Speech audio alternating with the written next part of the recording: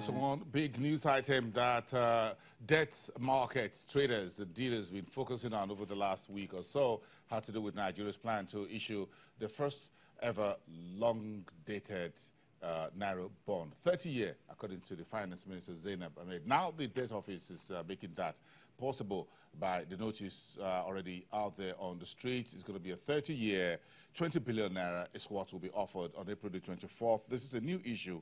This paper will be maturing April 2049. Let's ask Chema Udu, who is a fixed income dealer at GT Bank, who's speaking to us from FMDQ Exchange Place this morning. Good morning, Chema. It's good to see you. Now the cat is out of the bag, as it were, as far as this long-dated 30-year bond that the authorities spoke about. So, what's your reading of this calendar for April? The auction is going to set to take out next week. We've seen the calendar, and this has been in the works. Like you said, the finance minister has been talking about it, and it's come to reality. However, we're going to see a lot of interest in that bond because it is going to be basically used for infrastructure. But today, what we have basically on the table for the debt management office is the PMA auction, where 58 billion is on offer across 3 tenors. Okay. What's the rate on this PMA? 58 billion. That's quite a lot. 58 billion is not as much as we used to see. Normally, the offer over above 100 billion, and then again we have a maturity of about 107 maturing tomorrow. Automobiles. We're going to see a lot of interest in that auction today, and we're going to have we anticipate moderation of rates across the tenors. Okay, if this is going to happen, do you think both the debt office and the central bank are trying to manage liquidity in such a way, but before you folks go on holiday on Friday, which is a good Friday, I'm sure you're looking forward to that, the system liquidity will not be too tight as to push interbank to levels at which banks will be feeling a bit more comfortable during the holiday period? Boston, coming to the money markets this week, system came in tight, about 50 billion short, and we've seen we funded for FX intervention. Rates traded about 45% on the OBB and overnight market, and we've not seen any inflow into that market space. But right now, barring any funding pressures, we've seen rates moderate to like 16%. The trick is going to be on what lies tomorrow. We have the 107 maturity of automobiles, and I don't expect that they'll come in and mop up. So they'll just let the liquidity come to the system to balance out the tightness we have. Yes, could we just beg the central bank and the debt officer, please, could you just leave this 107 billion for us until Tuesday? Maybe. I'm sure.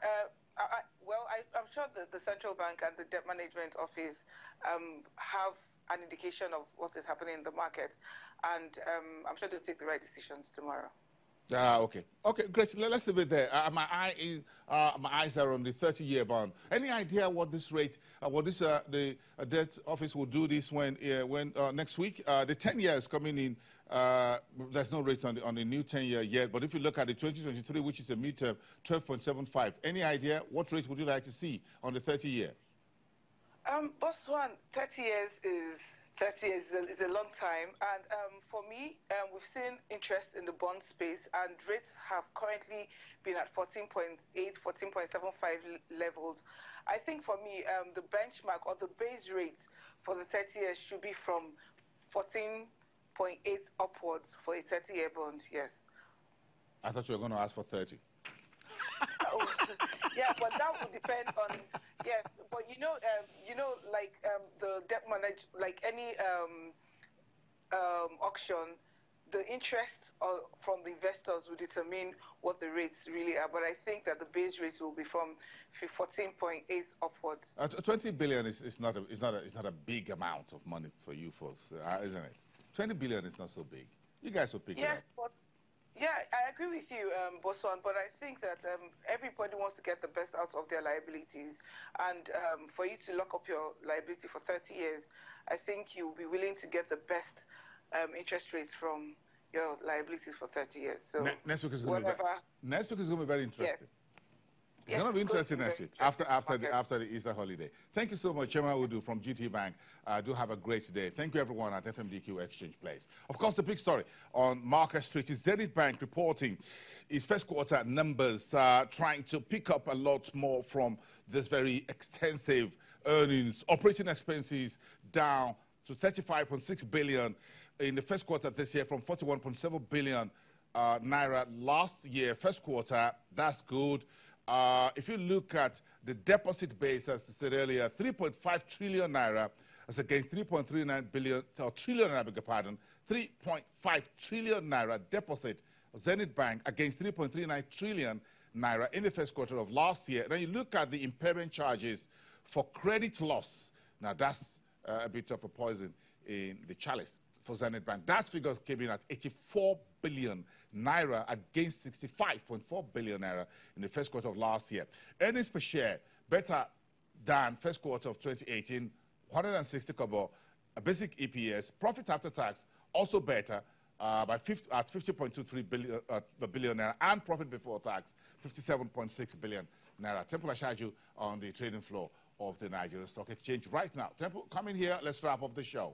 This is big numbers from Zenith Bank. Yeah, so this is a big number. I mean, the net interest income is up some 23% plus. That's a plus for this particular company. It's because the company have actually been watched as well, in spite of a negative top line of some 0.5, of some 6.55%.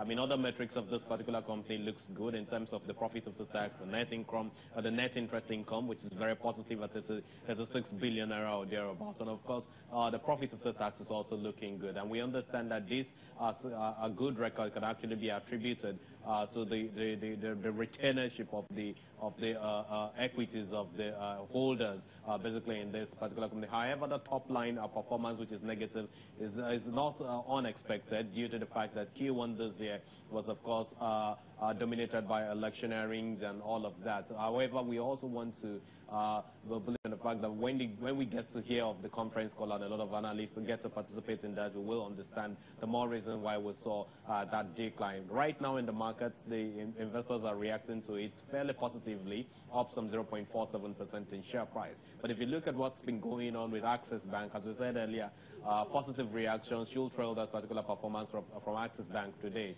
It's currently up some 9.09%, coming up to Dangote Flour, which is currently up some 9.90%.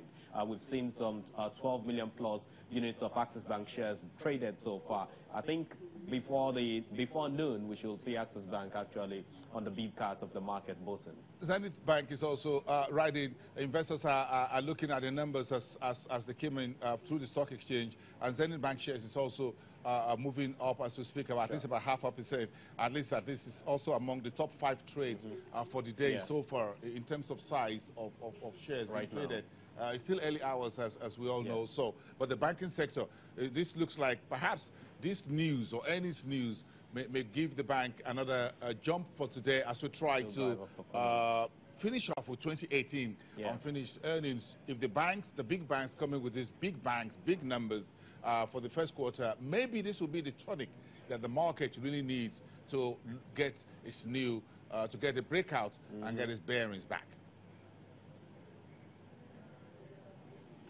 You're right, Bosun. This is one of the things that will push up the indices. We are saying that we do really hope that before the close of market today, we'll see the key benchmark indices of the market returning to the 30,000 psychological line, given the fact that a lot of these banking names have actually released their close periods way before now, and of course we expected by now the board members would have sat down over these unaudited financial statements, given their nods to it, and of course possibly pass to the CBN to have a look at, then refer them to the Nigerian Stock Exchange. Quite a number of this, such numbers should be coming into the market. One of the much expected numbers now is that of GT Bank, our Guarantee Trust Bank. We should be expecting that to be in the market any moment from now as well, Bosun. Yeah, okay. It looks like a very nice time for the earnings coming through. It's not just in Nigeria, but on major markets around the world. This is the season of earnings releases. Thank you, Temple. Have a great day. Everyone, thank you very much for watching. I will see you again tomorrow. It's going to be the final business day officially for the week. It's going to be Good Friday. And that everyone should just be on standby for that. Have a happy day, everyone, and I'll see you again soon.